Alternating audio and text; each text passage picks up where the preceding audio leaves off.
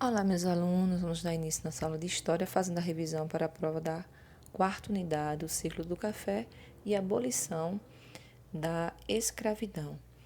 O ciclo do café se encontra na página 86 e a abolição da escravidão na página 87. Vamos entender agora como se deu o ciclo do café. O café ele foi trazido da África para a América, né, cerca de 300 anos atrás. Devido então às condições climáticas aqui do Brasil, o café ele se tornou um produto bem favorável aqui, porque ele não era brasileiro, né? Ele veio da África aqui para o Brasil. E então os escravos eles foram os primeiros pioneiros, né? Os primeiros a trabalhar nas fazendas de café.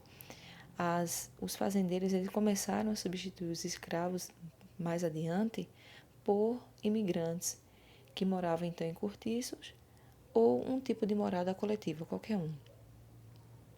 A produção do café, ela não parava de crescer e o seu valor foi bastante alto no mercado internacional. O valor do café estava bastante elevado.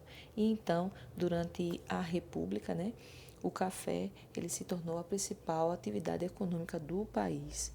E então trouxe muitas riquezas. O café era retirado aí das fazendas através do lombo dos bois e das mulas. Ele era transportado para os portos. E então, por esse motivo, foram construídos mais adiante estradas de ferro, onde ligavam então os cafezais aos portos para diminuir a viagem que eles precisavam fazer. E a estrada de ferro, que chamou Dom Pedro II, ligava então o Rio de Janeiro às províncias de São Paulo e também de Minas Gerais. Bem, gente, esse foi o pequeno assunto do ciclo do café, né? A importância dele para para o nosso desenvolvimento. Agora nós iremos ver a abolição da escravidão. Quando a gente começa a falar sobre a abolição da escravidão, a gente começa a entender aí, falando primeiro do reinado de Dom Pedro II, essa primeira imagem aí.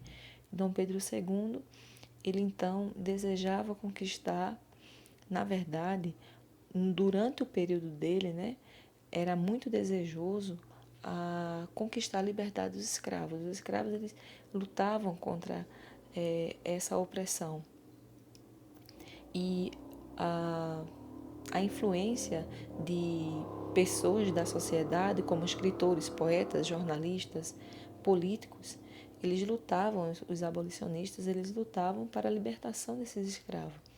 E esse movimento abolicionista forçou muitas leis contra a escravidão para que elas viessem a acontecer.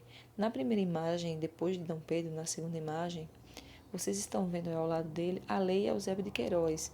Está apenas a imagem que a lei ela proibia o tráfico definitivamente dos escravos para o Brasil. Então, essa lei proibia que viessem trazidos escravos da África para o Brasil, a lei Eusébio de Queiroz.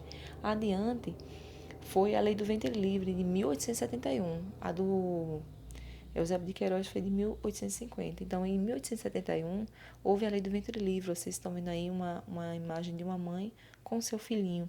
Essa lei do ventre livre, ela passou a considerar livre todo o filho de escravos nascido a partir dessa lei. Então, aí a mãe, ela ainda era escrava, mas o filho ele passava a ser livre.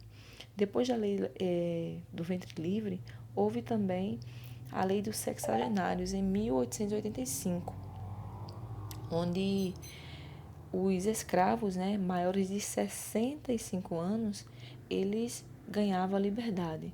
Eles ficavam aí livres, né, de estarem livres do regime da escravidão. Então, o que acontece? Durante o período de Dom Pedro, né, houve muita pressão, porque os senhores de engenho, os cafeicultores, os detentores do direito dos escravos, eles não queriam que houvesse lei que libertasse, porque iria tirar deles, né, o lucro maior. Uma mão de obra escrava onde não se pagava pelo trabalho e aí eles ficavam com todo o lucro. Por isso que eles não aceitavam de forma alguma lei que viesse para que pudesse libertar esses escravos. E o que acontecia? No, por motivo aí de uma viagem, Dom Pedro II, ele viajou, deixando então sua filha, nessa imagem que vocês estão vendo aí. A princesa Isabel, ela assumiu o trono durante a viagem do pai. E então, ela finalmente assinou a lei. Aí vocês estão vendo aí a imagem da Lei Áurea. Ela assinou a Lei Áurea dando liberdade a todos os escravos, então, existentes no Brasil. Vocês estão vendo atrás uma imagem, né, das correntes, dos grilhões quebrados. Justamente, os escravos foram libertos. A partir dessa lei, no dia 13 de maio de 1888, foi extinta, então, a escravidão no Brasil, motivo de muita comemoração. Bem, esse foi o nosso assunto, bem breve, né? Porque é apenas uma revisão. Espero que vocês estudem bastante, se deem muito bem na prova. Fiquem com Deus e até a nossa próxima aula.